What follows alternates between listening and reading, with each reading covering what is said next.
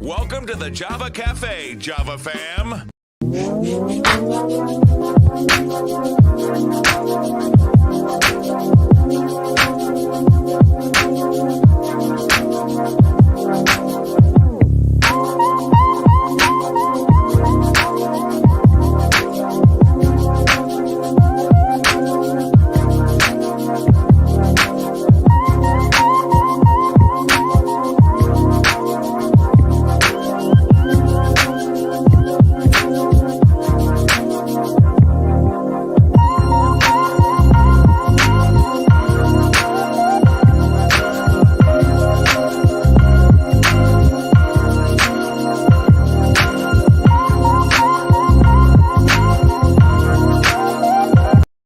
Let me show you something.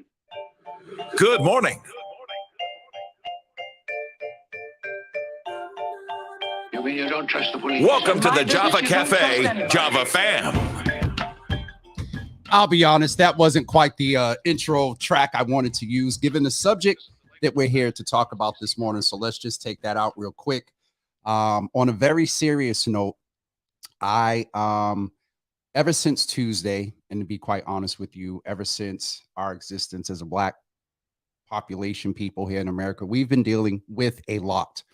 And over the past 2+ years, we've been dealing with COVID, everything that came with George Floyd, with race reckoning, and what we're dealing with now with the economy, baby formula, inflation. There is a lot going on. But Tuesday, I believe, was the date that the shooting happened in Texas. And it really, if I could just be honest with you, I had to be honest with myself and make sure I'm not becoming numb or desensitized. It hit me, but I found myself wondering or fluctuating between it hitting me and also trying not to take on too much because of all that we're dealing with. And over the past couple of days, I've seen the stories of children talking about their experience. The parents have been very honest about why they let them talk to the media. And so with that, I know in general, parents are having very difficult conversations with their children, and also specifically with BIPOC, specifically even more so with Black and Brown. We are having conversations also in the context of that right there. And knowing that the Buffalo incident and all of the other things that are going on. And so I reached out to one of our parenting, I know she would get me, but I'm inclined to say parenting experts in Crystal McClure, and also Doctors Gail Crump-Swaby and Kwame Dance as well. And so we're going to bring them in right now, and just have a very, you all are familiar with Java Cafe. This is a very organic space. I'm going to ask you to go ahead beyond just, the social media thing, a like and share, but really tag a couple of parents, tag those that you've had conversations with and you're trying to work out how you're handling it, how you're talking to your children about it. And so we're only going to hold you for about a half an hour, 40 minutes. So what I'm going to do is just jump right in and ask my guests to first introduce themselves and tell us a little bit about themselves and the work that they do, and then end with how you're feeling today by using one word. And so I'll start in the order of my screen, which is with, and I say Miss Crystal because we started working in a space with parents and students. And so I'm just inclined to say Miss Crystal. And so Miss Crystal, please introduce yourself. Tell us a little bit about what you do. I do consider you a parenting expert because you've lived it, you've done research. And so, but I know you probably prefer the term mentor or family support person, but go ahead, introduce yourself. You give yourself your own title. Hi, I take whatever title that fits and whatever works in the moment. My name is Crystal McClure. I've been an educator for over 15 years. My current work that I do at the moment is advocating for families and children to connect them with behavioral services, ABA services, IEPs, IFSPs. So I deal with an array of children. I support teachers in connecting them with services and dealing with our little babies in the classroom and really just working with them. So my parenting plus my work experience it all just goes hand in hand. So I'm always ready and available to always speak on my experience, speak on my work, and to try to help wherever I can. Thank you so much. And I will just say that I did reach out to these folks about 12 hours ago, if even 12 hours ago. So thank you for that. Krista, was you going to say something else? I'm sorry. No, my one word for the Yes. day that you asked for is I'm feeling heavy. Heavy. My body, my mind, and my heart is feeling heavy with the topic of today.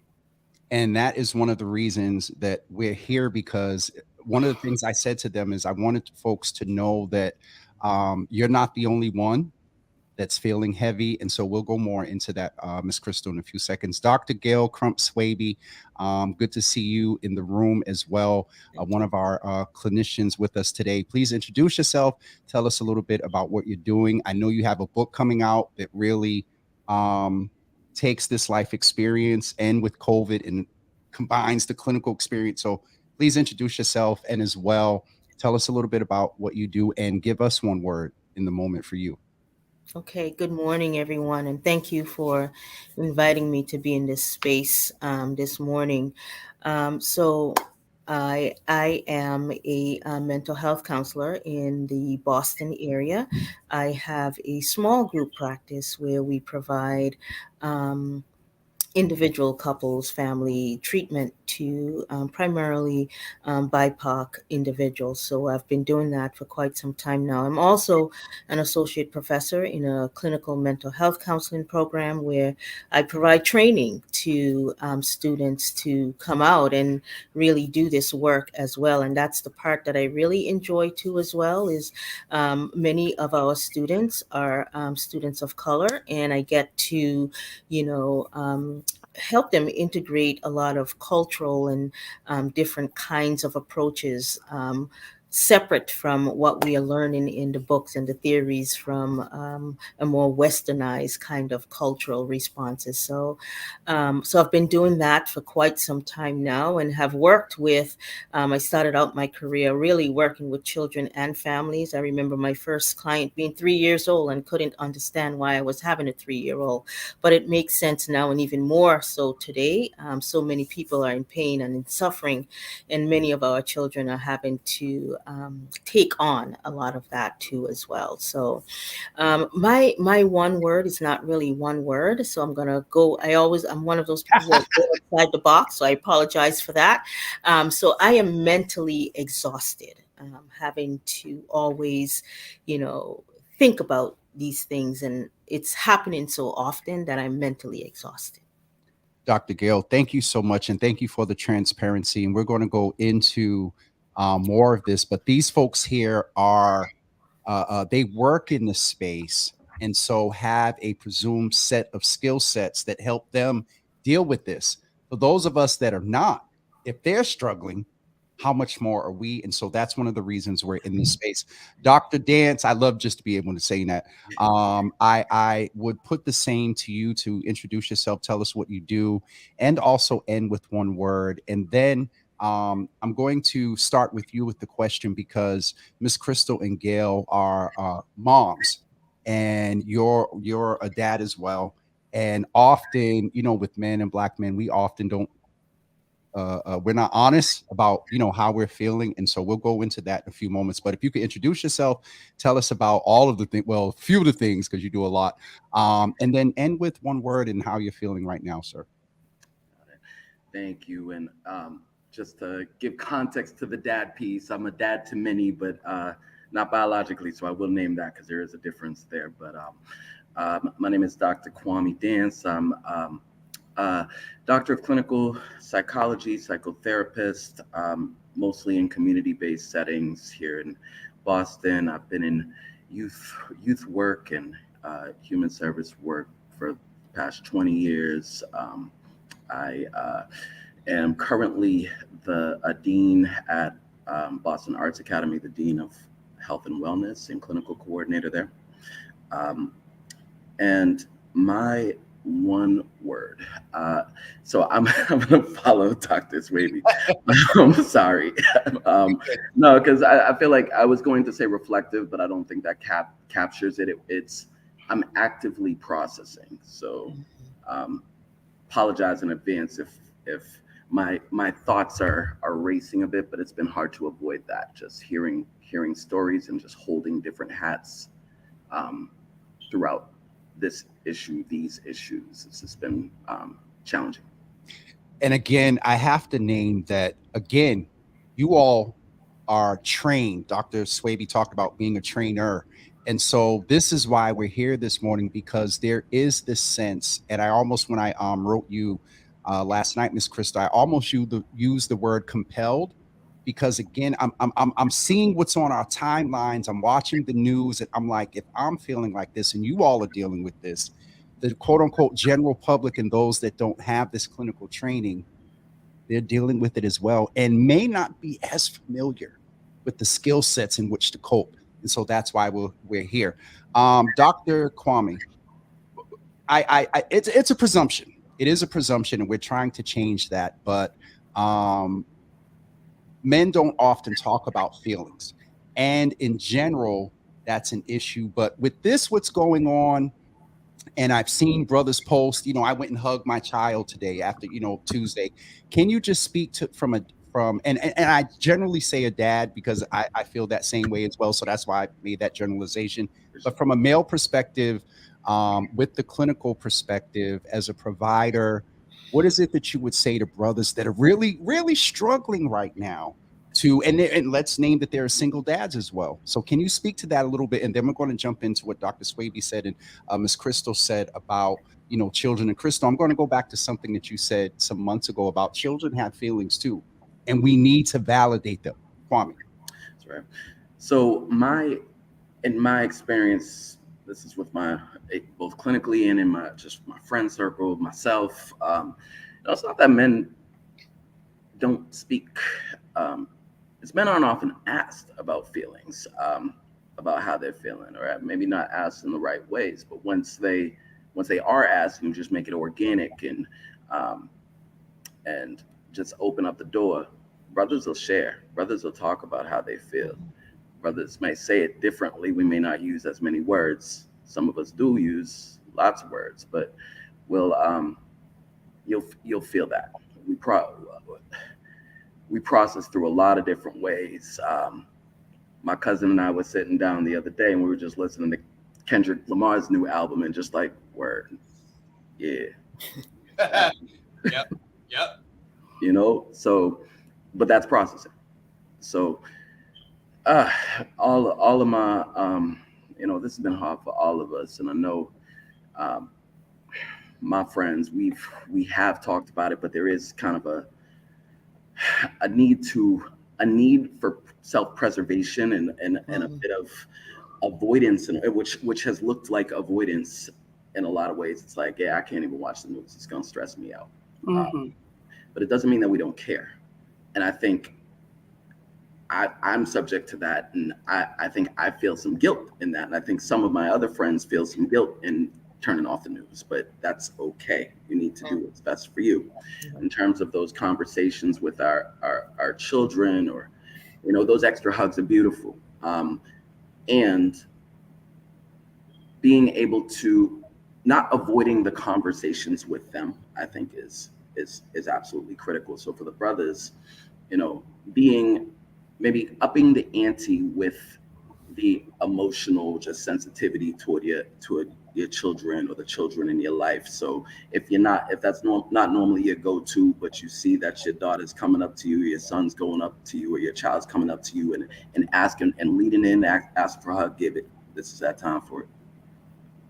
I'm struggling because this can go one or two ways. What I'm going to do is ask Miss Crystal to sort of speak to the fact that Kwame talked a little bit about, and Dr. Swaby mentioned as well. But some months ago, when we did the series with Dee Dee's Cry, you gave credit to the fact that our children's feelings are real. And I remember learning about that and remembering that in this new, and I think we talked about it, in this new approach to parenting, it's like it was very different from how we were raised. And so can you speak a little bit to just parents being able to validate where children are, because as much as we try to protect them, I was getting ready to make up a word, avoid and protect. But to Dr. Kwame's point, we not only ourselves are avoiding, but we're also trying to protect our children. But they're seeing this stuff. Come on, social media, all of that. And so, can you speak to just the validity of the children's feelings, and then I'll come to Dr. Swaby.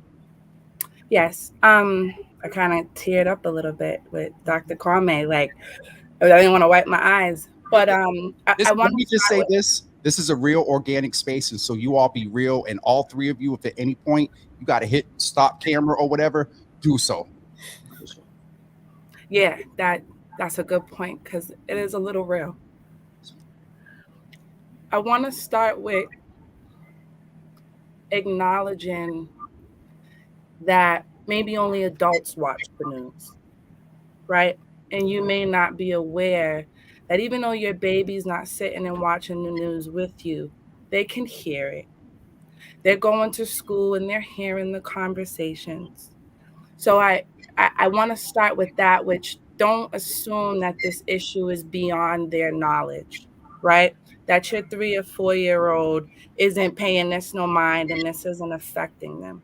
Please don't think that, because whether your household is talking about it, or the school is talking about it, or maybe one of their friends whose parents are talking about it with them or bringing it back, even on a preschool level.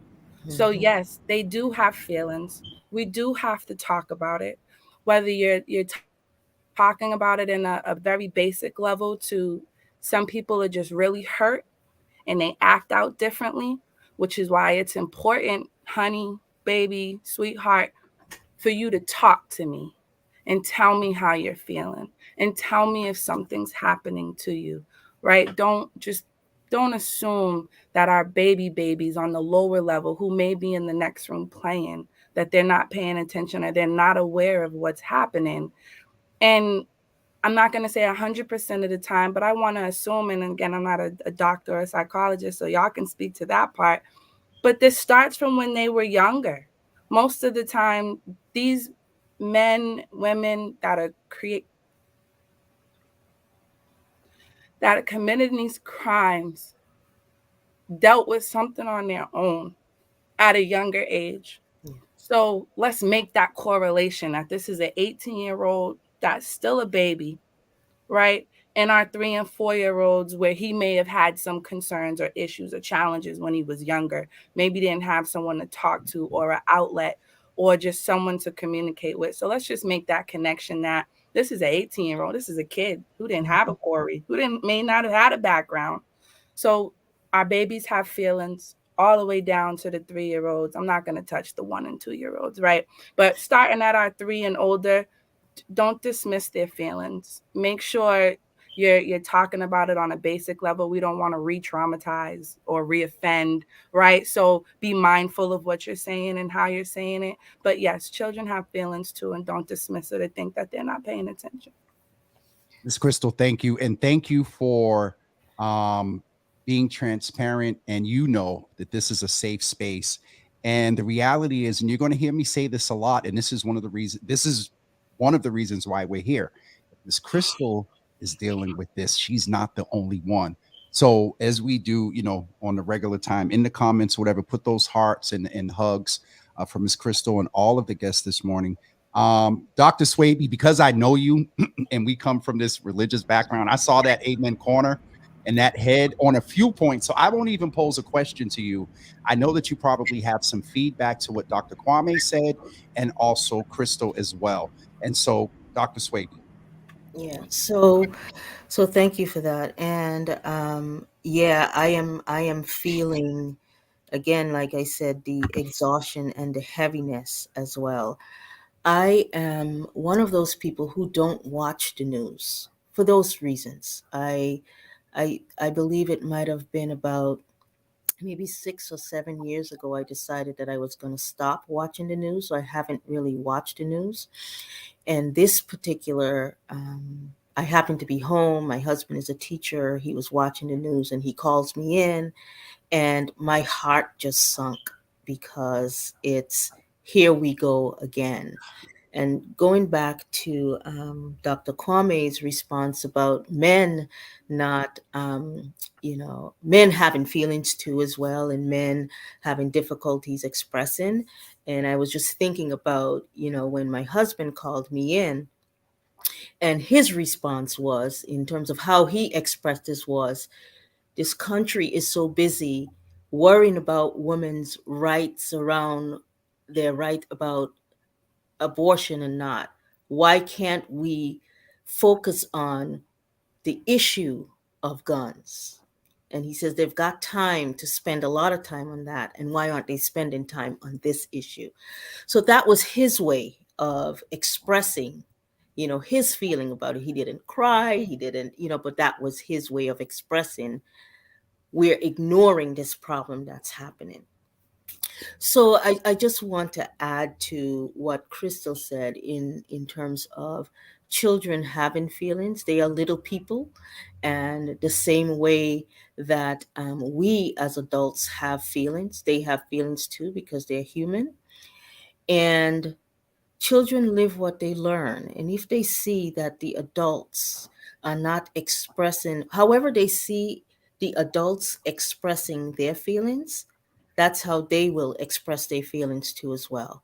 So if an adult is ignoring, if an adult is acting out, if an adult, then they learn that. And that's how they believe that they should respond to anything or react to anything when it comes to their feelings, right? So what we have is a generation of people, especially within our culture, who believe that to show feelings or to show any vulnerability is a sign of weakness, and we can't be weak. That's, the belief that we can't be weak, when in reality, that is hurting us more than it's helping us.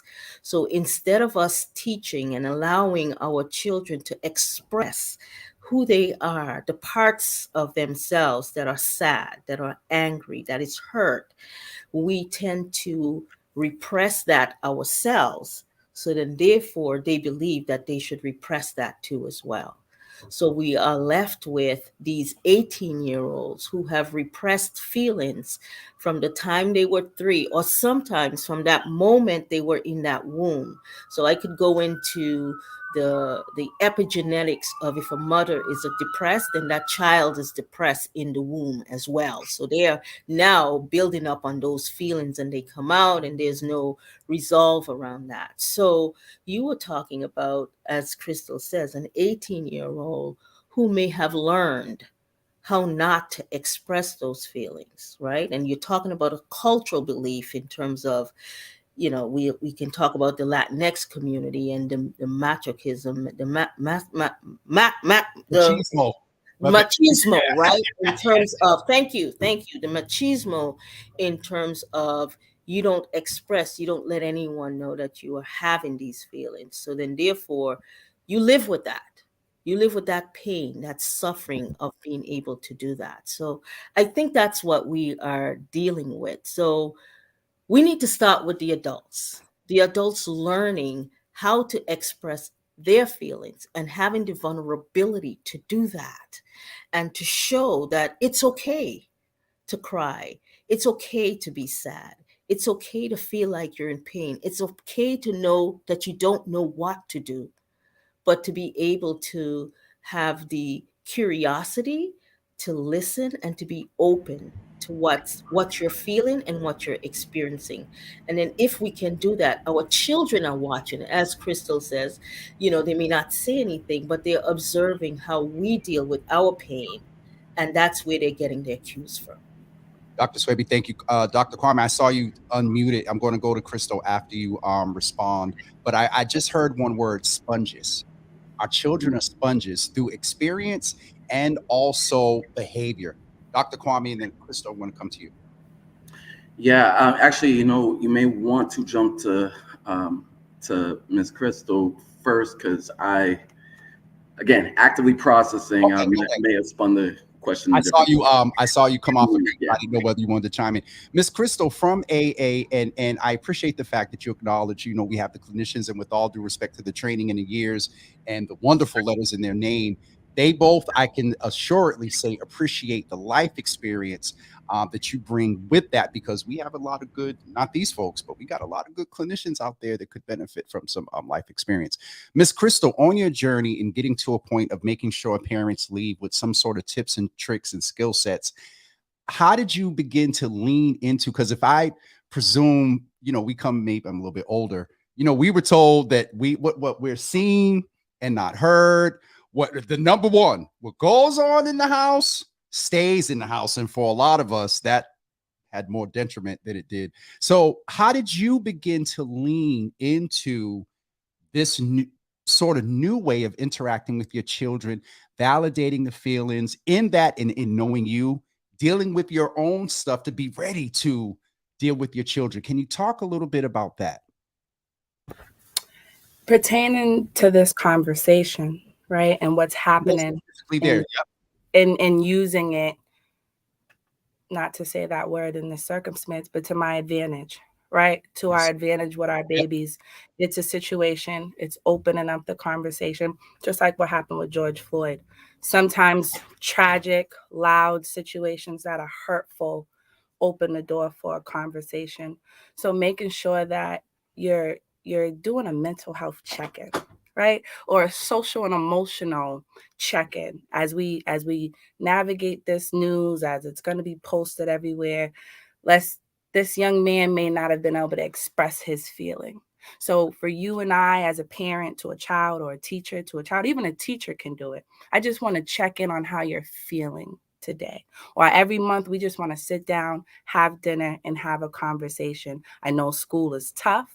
I know they're talking about it at school. Let's talk about it. How are you feeling? How are your friends? Right? Because sometimes the friends go through it a lot worse than maybe your child. Maybe your child has an outlet and they're friends with someone who doesn't. Right? So that can still affect them. So know who they're around. Ask about how those friends' mental healths are, and how does that affect your child? Or as a teacher, ask your students, how are you feeling today? It's Monday. They came from home. A lot of things have happened. How was your weekend? How was your day? And I think sometimes we get, sorry, go ahead.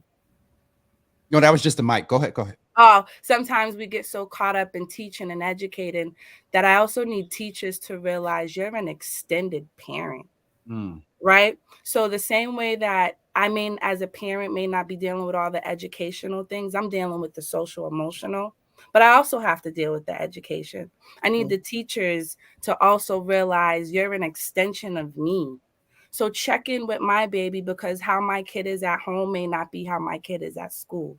So check in with them, acknowledge how important you are as an educator to these kids, and check in with their emotions too, because you'd want somebody to check in on your baby, right? So that's my biggest part, is teachers and parents, we're all on the same boat, and we're all trying to be leaders for these children. And we need to show them by example, by our words, by our love, by our actions, that we're here for them and that they can talk to us. And if nothing else from this conversation, offer your baby, do they need to talk to somebody else?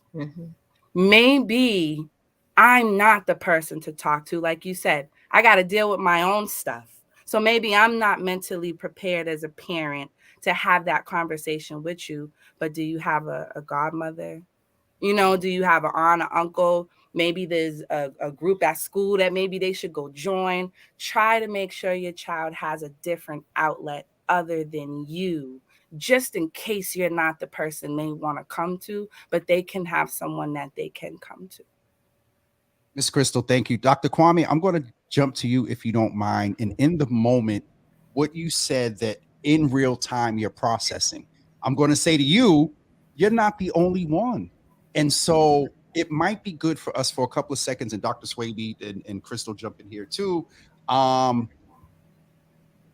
How, from a layman's perspective, I'll just say, do you handle the noise and the chaos? Because it's a lot. It's the news, it's the economy, it's getting rent paid. It's God forbid if you have a 3 or 4 month old and you can't find formula. And so if again, in real time, there are other people that are processing and dealing with it right now. And so how are you managing that with where you're comfortable sharing, sir? Sure. First off, everyone, thank you for this question. This is, yeah, haven't been asked that, but it's something I talk about in therapy quite a bit, um, in my own therapy. So That part. You're yeah, a therapist that goes to therapy. absolutely. So that would be one of the ways that I organize that. Yeah, everybody processes differently. That's one piece. And what I mean by that, I'm talking cognitively differently. I am the type of person that needs to compartmentalize my thoughts, um, and create clear boundaries around the information that I'm getting. Um, and I think that's a skill as a therapist, so you don't take your work home with you. But I think we all need to be able to access that skill in some way, especially in times like this. Um, so part of mine is when I'm feeling flooded with information from the news and from what I'm seeing from all the students in my, the nearly 500 students who see me and my 5-person clinical team as their main outlets during the day, and I'm just hearing story after story after story, painful story after painful story right now. And then my clinical work outside of that, so I'm hearing that as I'm hearing the teachers in my building just saying, like, I don't know how I'm going to show up for the rest of the year. I need someone to talk to, and I can't get an appointment with a therapist because they're all on waiting lists. I'm on waiting lists, or I'm like all of these things. And I'm like, dang, what to do with all that? I need to.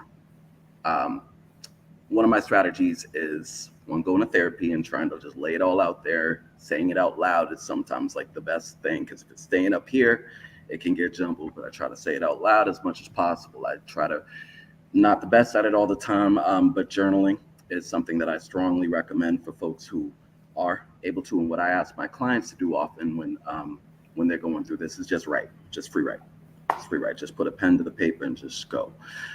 And then from that point, once it's out there, then we can organize it, get into these nice little groups and tackle one by one, prioritize.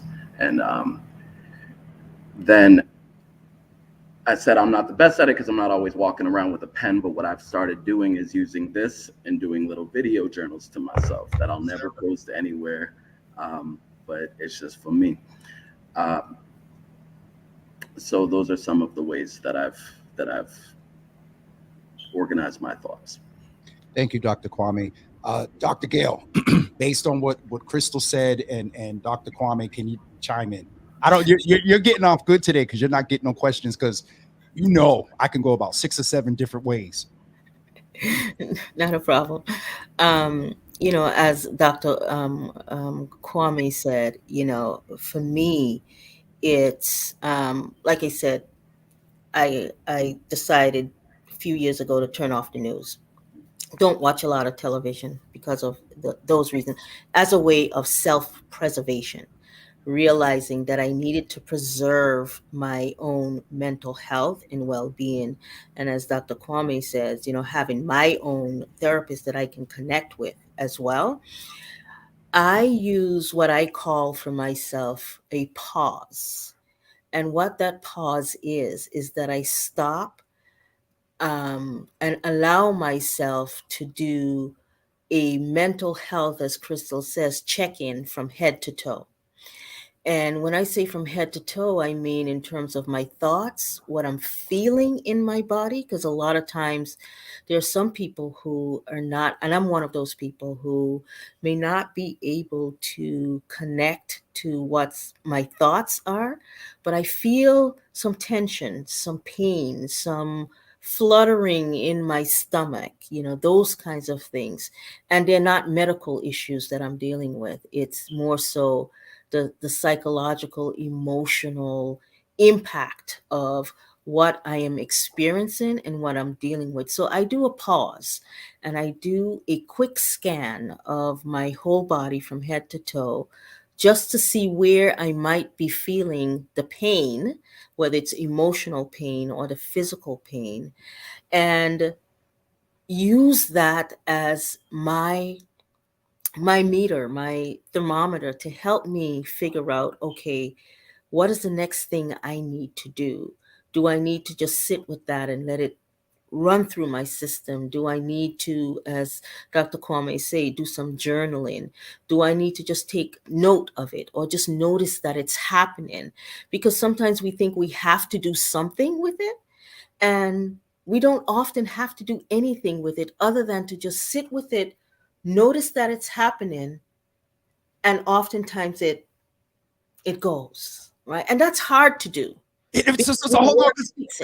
Because wait a minute. So as much as we're in this space, and Dr. Kwame just mentioned therapy, and Crystal's sitting here shaking her head, and y'all just about to throw me off. No, in all seriousness, I have heard that before, that there is value. It doesn't mean it doesn't go unaddressed, but there is benefit and value of sitting with it. And so we just want to name that there's a balance of, yes, addressing it, and depending on, okay, so is it that after you sit with it, is the decision made of where you, because if it dissipates, if you breathe and it kind of goes away a little bit, then maybe, not as, go ahead, Dr. Gill. I'm sorry. You're the expert. So there's ways to, because it might mean that you need to go on to the next thing, right?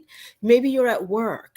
Maybe you need to take care of that child and connect with them and their feelings, right? And in that moment, because as Crystal says, who can you call? Who can you tap into? Maybe everyone doesn't have those resources available to them. So what can you use in that moment to help you sort of, get back to the present and being present and available for that 5-year-old, that 15-year-old, that 12-year-old that is, sitting and watching and wondering how you are dealing with all of this. So it might mean that you create space to hold this for yourself, right? Because you do have to address it so that you can have a place to hold it, so that you can be present and available for your 5-year-old, your 12-year-old, your 16-year-old. And then once you are present and available for them, then you can go back, you can pull it out, right? You can zip it open. Yep. You can take the cover off, and a little at a time. We tell, and I know Dr. Kwame know this, in terms of, we don't want the feelings to overwhelm anyone, because that's where it gets to the place of maybe a mass shooting, a suicidal thought, or an attempt, right? So it's the overwhelm that gets in the way of our ability to maintain and to manage the feelings that we're having. And it's not we don't want the feelings to overwhelm you. We want you to be able to acknowledge it, accept it, sit with it, and find the strategies to help you move through it, right? But not for it to overwhelm you in the way that it does for so many people. Dr. Swaby, thank you. And it's I can't believe it's 10:41 already. To Dr. Swaby's point about strategies and management, Ms. Crystal, if I can come to you and just, if we could talk for a couple of seconds as we get ready to wrap up, what are a couple of things that parents can do to help their children sort of, they may not journal, they may not, up and be able to go for a walk where they're good and ready. What are some things that you have utilized or you can recommend to parents to help in the moment or even after the moment? You mentioned, sitting at dinner, intentionality about a periodic check-in, specifically around mental health. What's some other tips and tricks that parents can use or you've utilized to create space for your children to express their feelings? See how I can respond to that. Be as free as you want to be. Yes, as free as you want to be.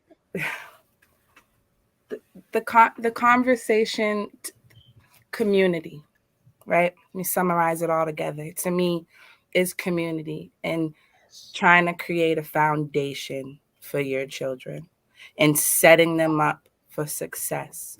Whether that's, maybe I don't have a family member, but I might have someone in the school system, right? Maybe I have a friend who just seems to have a really good connection with my child. And, maybe I can use that. I've done that. I have a 16-year-old, and we've had a recent situation of dealing with a teenager that just, blew my mind. And I was not ready to have that conversation and process that information. However, I had a friend who was like a godmother to her, who was like, "You want me to talk to her?" I said, "Absolutely." Now, be mindful. I know where she's coming from. It just ain't random anybody just having a conversation with my kid, and I don't know what thoughts they may put in or what advice they may give. She's already been vetted for that. But yes, by all means, if I can't stand in, and I need to set that foundation. I came from a single parent home. I raised my first baby from a single parent home. So I had to build that. I have to make that. I need to make a relationship with the teacher because, again, you're an extended parent. I might not have that other parent, but I can make that teacher my parent, and my tax dollars pay. So I'm holding you accountable. Okay, I need you to stand with me, and we need a partnership, right? And letting your child know that I'm here for you. I will set up other people around you if you need it. Talk to me. And if you can't talk to me, that's okay. But let me get you to somebody you can talk to, right? So I just think it's important. Community building, acknowledge, like Dr. Swaby said, sit with it, self-reflect on it, realize your situation, acknowledge what you can and can't control, try to make a game plan and process. And in terms of parenting, try to set that foundation up for your baby the best way you know how.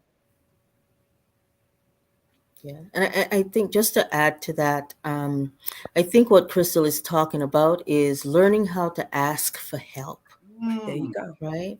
Recognizing that you don't have it all, you don't have all the skill set. I don't, as a clinician, I don't. So I have created, as Crystal said, we need to create that village that is available to our children so that they have some place to go to, so that we also create our own, so we have some place to go to as well. Can I ask you one question? So asking for help and acknowledging we need help is not weak, but it actually may be wise. Absolutely. It actually may be strong. Yeah. It's actually strong. That's strength. Because it's harder to acknowledge than it is to, you get what I'm saying? That's strong. It's not weakness. I need help. And I'm not going to sit here and allow my situation to overwhelm me. Yes. To put me in that hole. I'm going to ask for help because I do want to be successful, and I got kids to raise. I got students to teach. I got other people that depend on me. So yeah, it's strong. Yeah. And culturally, that's what we are supposed to do. That's what therapy looks like for Black folks. Exactly. Yes. That's what collectivist societies do. Absolutely. Go a little bit there, because Crystal said community, and Gail talked about, I'm sorry, Dr. Swaby talked about culture. Gail is good. That's it. So come a little bit, sir. Come. Yeah, you got it. Yeah, no. So, I mean, I mentioned earlier not being able to find therapists, us being the waiting list, all of those things, which is absolutely true in therapy. I'm always going to be an advocate for therapy. And the way therapy looks, if you go to the motherland, if you're in the Caribbean, if you're in Eastern cultures, it's the community. You may have one person who leads that discussion or really keeps that space, but it's a community practice. Everybody's involved, and that includes the family. I went to Kenya one year, and I was very fortunate to be able to go to do some research, but it became so much more than just research. But outside, there was a dispute. There was a traumatic event that happened in the community. The brothers were outside in a circle. Talk about circle practice. We can get into that, but they were in a restorative justice circle, but that's just kind of what they did. They were sitting around. They had a barbecue going on in the middle, some libation going around, and they dealt with that. And the elders were in that room and in that space, and they just hashed it out. Nonviolent, all of that. Inside the house, the women were preparing the food and all of that, and they were bringing that out there so the men could have their space to talk. The men needed that space so that they could work that issue out. And regardless of the gender dynamics there, though, like, we need to, that's what it's supposed to look like. So the women in this case were in the house taking care of the kids so that the men could have that space. But just in general, we need to work together and have a team approach as a people so that we could deal with these issues and not just leave it on the therapist to do that. Correct. Yeah. But and that brings me to the point I was going to jump in. What Ms. Crystal said, she listed all of these community supports and all of these family supports that she's put in place, and I didn't hear her once list a therapist. But that wasn't. I was going to highlight that as a wonderful thing. Not that, again, I am a therapist, so I'm going to advocate for therapists. But I was going to tap into that collectivist response. So that, thank you for naming that. And the other thing is, I was going to say this earlier, but. And sorry for being long-winded at the end of the show, but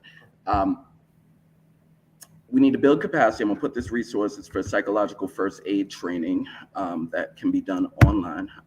Psychological first aid is a practice that came about after 9/11 and then was really practiced after Hurricane Katrina in terms of mass responses, a response to mass violence or mass traumatic event that impacted an entire group of people. And that can be applied here and in lots of large crisis situations. Some of the skills that you can learn in that training, that's something anyone could do. And the idea was for it to be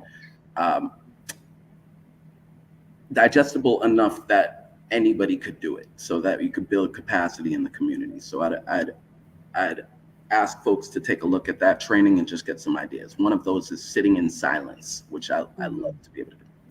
The other, sitting in silence just means sometimes you ain't got to say nothing. You just got to be there and listen and actively listen.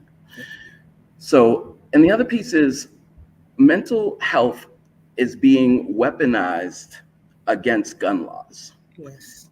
So what I mean by that is to protect gun laws, some folks with certain political leanings might say, oh, it's a mental health issue. We deal with that, then these things don't happen. It's a yes and, because they're not wrong. But the funding, as we've seen before, is going to lean in that direction. So what do we do with it now? Let's use that. Let's see the game happen and influence our policymakers to earmark that money in the right spaces that serve the right people while we have this opportunity, because it will go away eventually. That's a whole nother. That's Kwame, you're not fair because you caught a little bit of fire. Yeah. That's his actively processing that happened while we were talking. That's right. Right in real time. But it let me just do a summation and you all let me know if I missed it. What I heard from today was, and I'm going to try to do it in a priority sort of foundation build up order.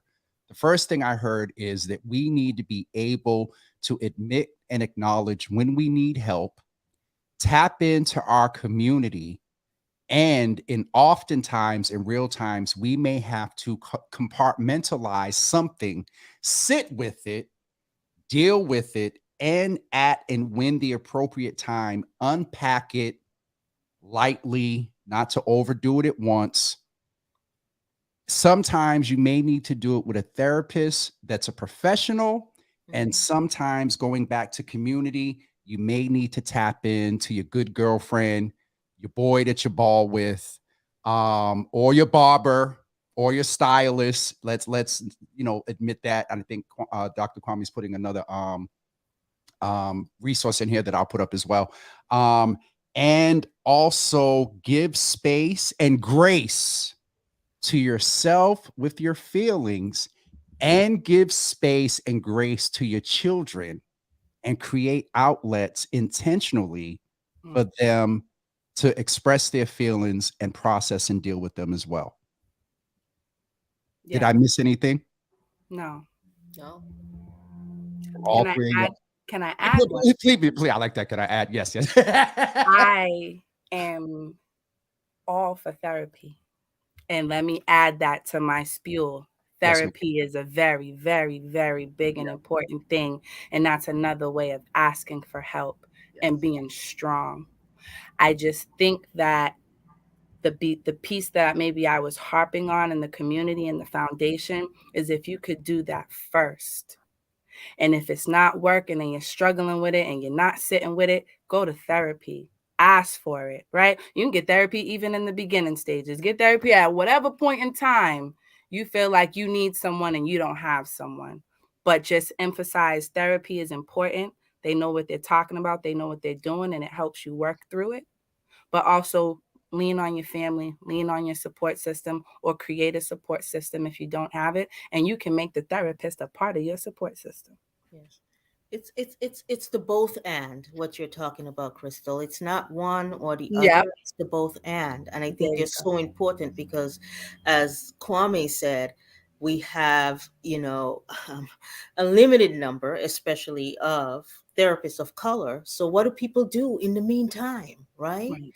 So find a dance, find yoga, find massages, find, a spiritual leader. So Mhm. what can hold a place as you are waiting for a therapist, right? Therapist is so, I think everyone should get a therapist. Absolutely. Same way you have a PCP, you should have Yep. a therapist, right? So, yeah, so I think it's the both and, because the therapist will encourage you to get access to other resources, to have other resources, other supports Absolutely. outside of them. And how can we work in conjunction to make our communities a healthier Stronger. community? It's that collective care we're talking Yes. about, right? Absolutely. In terms of that. So And Well just, said. just to add on to that, because there aren't enough Black therapists, one way that we can encourage our kids to become active, especially our teens, is to encourage them to get into the field, to become members of Ooh, that work. conversation. So that's a yes. whole other conversation. I have a Yeah. program called the Mental Health Access, the Mental Health Advancement of Culturally Competent Education to Stop Stigma, which is a mental health career exposure program for Black Mm. teens. We are in Cambridge now, but we're looking to expand. So I will be reaching out. We get Black mental health professionals in front of our young people just to talk to them, because it's all about career exposure. They need to see it, see themselves in it, and then they can be it. So Well, um, just to plug what I am doing in terms of, as Kwame said, I agree. We need more young people to get into the field. So I developed a curriculum, a culturally responsive curriculum for young people to teach them about basic mental health kinds of education. And it's called the Mental Health Ambassadors and the Mental Health Pioneers program, where they get a certificate at the end of it and they can use that information as a way to say, hey, I really want to go into this field and become either a psychologist, a social worker, whatever that field is. So And just to add to my work, I could use all those resources for my families so that I can direct them in the right place. So the bigger the network, the better. So all of that sounds phenomenal. And thank you for the resources on the side, because I'm always looking for something to advocate for my families. Always. This is I'm sitting here bowing my head because Dr. Swaby, a funder, reached out, and they're waiting on a proposal. And one of the things that I told them, we talked, and one of the things that I want to do is go back to that peer education where we met, where you used to be my boss at the teen center at Demick. We've gotten away from that life skills training. So absolutely. Dr. Swaby, we're going to need to talk, Dr. Kwame and Crystal, you too, because they're going to need a parenting component with it. And so there's a funder waiting on a proposal. Nice. So Oh, we need to well, talk I've got the curriculum. we So need to, let's not talk about post-pandemic and no. all what DSM Ooh, 6 whatever's going to have them new post-pandemic ancillary diagnoses and secondary diagnoses and underlying and all this other stuff. All right, we went well over time. I But it know was you didn't think that conversation was going to be that Yeah. small. I it's knew gonna it be wasn't. 30 or 40 minutes. Yeah. Yeah. I was trying to be sensitive to you guys' time because it was last minute. And I love the fact that we're going away with smiles and joy, because that's one of the things we want to be intentional about is Black joy and joy, period, but Black joy specifically, because everything else that the world is dealing with, Black folks just deal with it with a little just extra Yeah. something with it because of just whom we are. But on the other end, we also got to know that we are wonderful kings and queens, educated doctors, mothers, fathers, single parents, spouse, two-parent households. Just we're wonderful, fearfully and wonderfully made. But I'm not going to go there. I appreciate all three of you. I know it was a Saturday morning. I know a lot of folks will go back and watch, but those that are watching, tap in a parent that you know that could use this session. And I will probably beat myself up for this, but maybe in the next couple of Saturdays or whatever, we'll do something similar to this in the morning, get word out quicker as you all are preparing for whatever you do on Saturdays. Put this around in the background, and some supportive Saturdays to just where we just come and have a conversation about that, because Gail said it for me. And please always remember that everything that we're doing is for one thing: an overall improved and better quality of life for everybody. That's what all of this is about, is an equitable quality of life for all. Thank you all so much. I just wanted to acknowledge a couple of folks that said thank you, and for your time and just everything that you all did today.